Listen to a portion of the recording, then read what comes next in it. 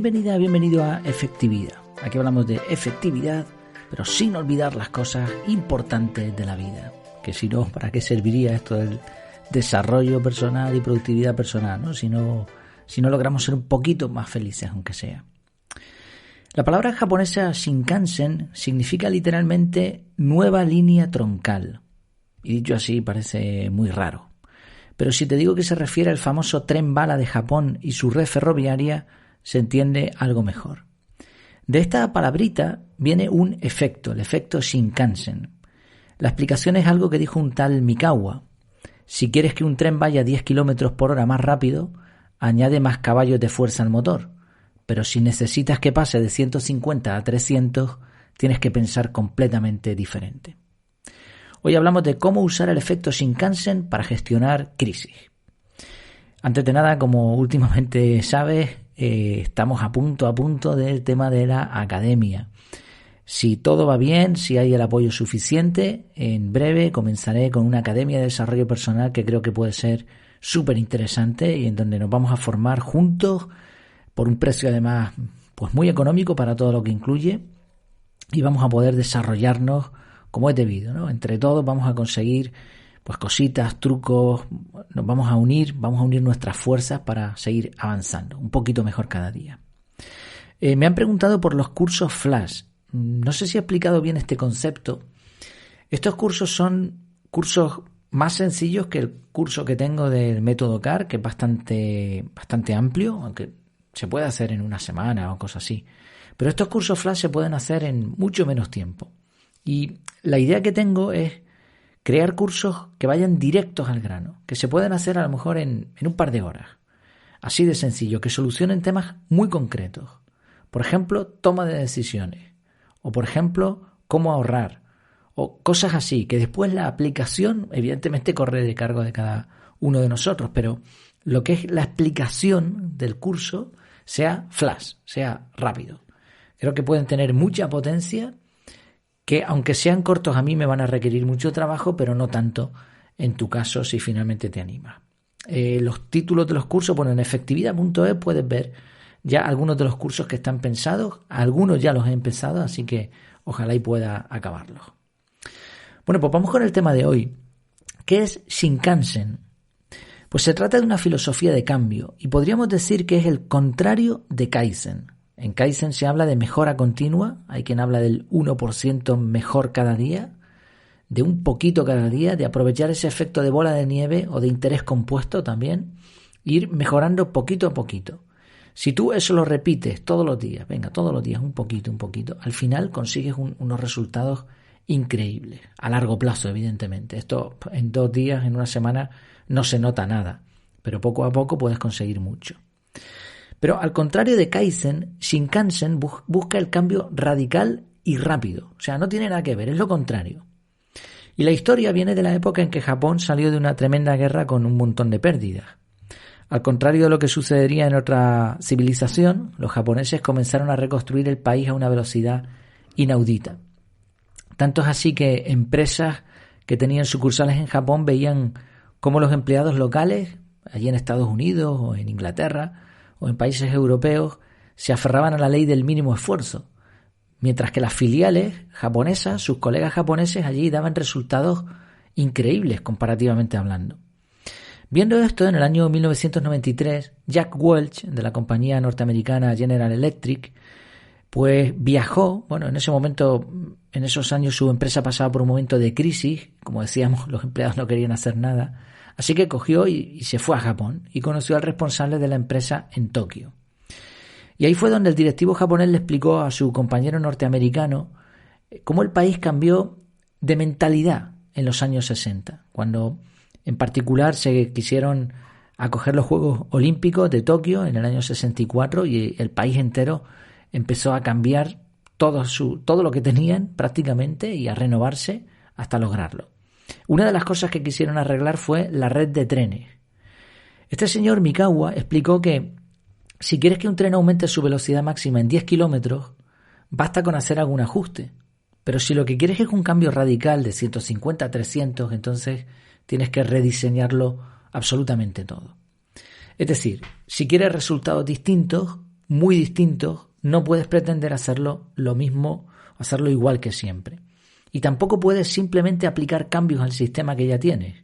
Lo que tienes que hacer es romperlo todo y repensar cada pieza.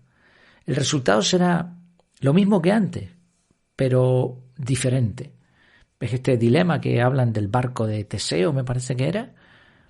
Creo que sí, el barco de Teseo, no sé, los que tienen de filosofía seguro que saben de lo que hablo.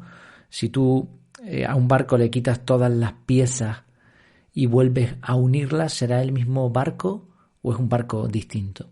Bueno, pues aquí hablamos de eso, hablamos de que si tú tienes una red ferroviaria y un tren y quieres que pase de 150 a 300 kilómetros por hora, pues tienes que quitar las vías, poner otras vías diferentes, quitar esta parte del tren, etcétera. Lo que termina siendo es un tren, es una red ferroviaria con un tren, pero es completamente diferente.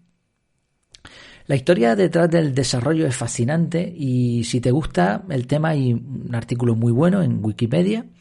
Voy a rescatar algunas ideas interesantes no solo de este artículo sino de una pequeña investigación que he hecho porque me llamó muchísimo la atención lo que los japoneses han logrado con el tren bala, que ha llegado a ser un icono del país prácticamente.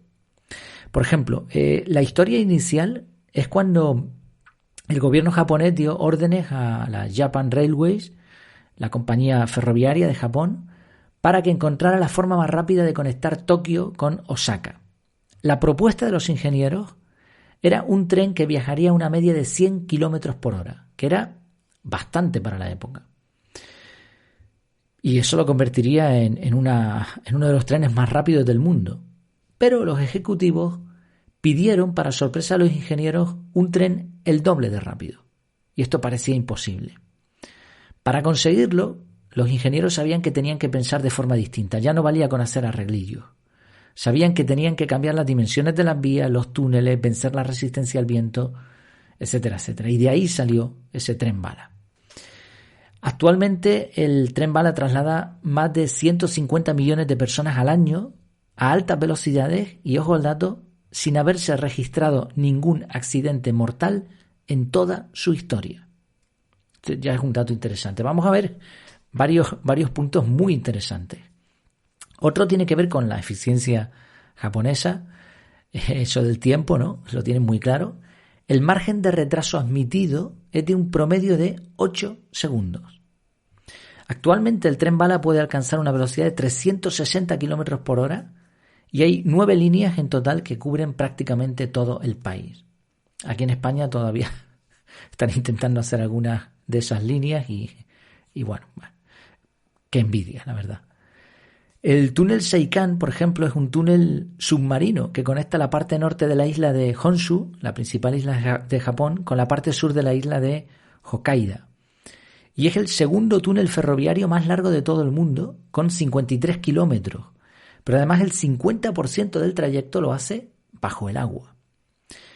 En junio de 2020, la compañía ferroviaria japonesa puso en marcha el Shinkansen N700S, un nuevo modelo de tren bala que, en vez de utilizar la electricidad de la catenaria, de esto que vemos por encima de los trenes, se desplaza gracias a baterías de litio. Esto es una ventaja porque, como Japón tiene mucha actividad sísmica, a veces las líneas eléctricas quedan inutilizadas durante un tiempo.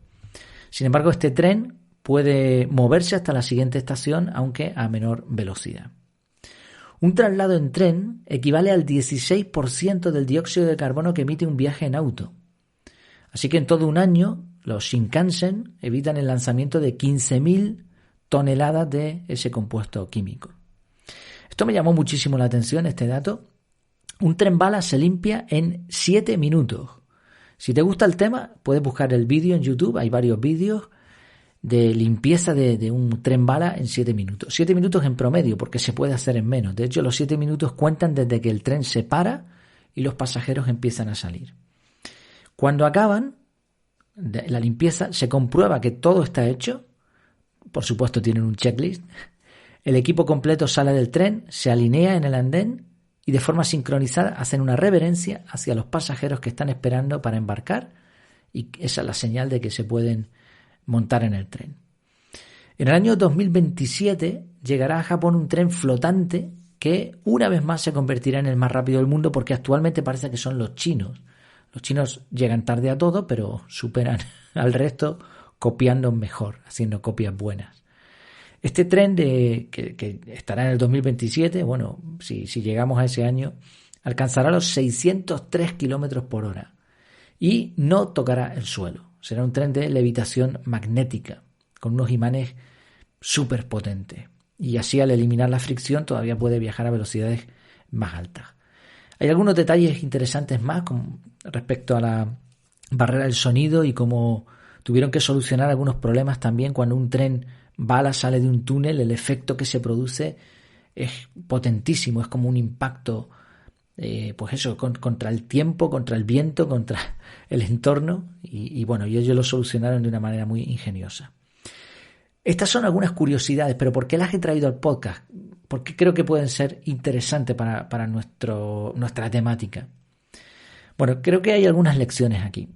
Primero, obviamente, si quieres resultados diferentes, tienes que planificar todo de nuevo. O sea, no vale con una mejora, sino tienes que empezar de cero de forma distinta. Aquí sí hay que reinventar la rueda.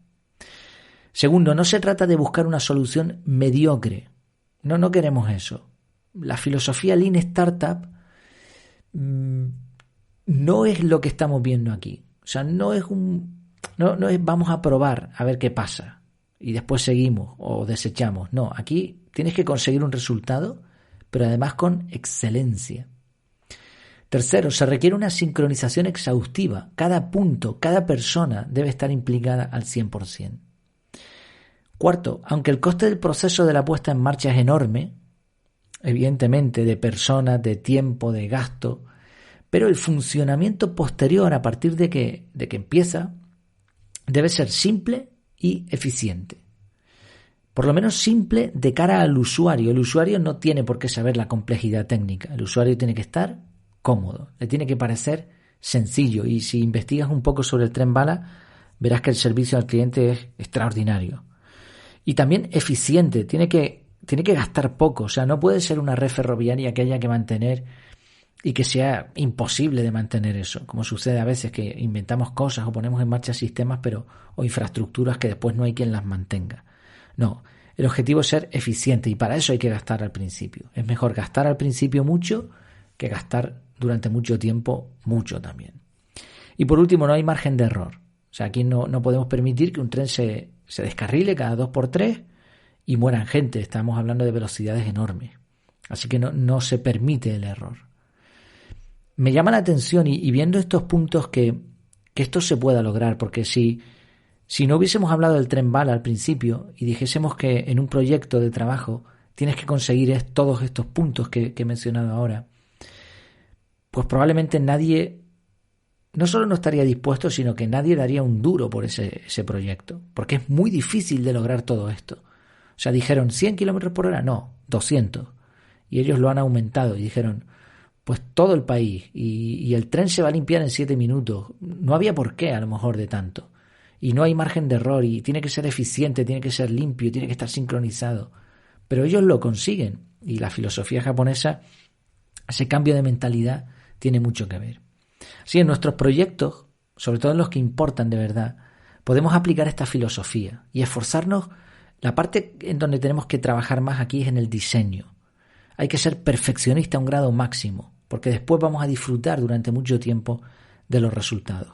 Así, si tienes algo entre manos y quieres aplicar esta filosofía, ya sabes, Shinkansen.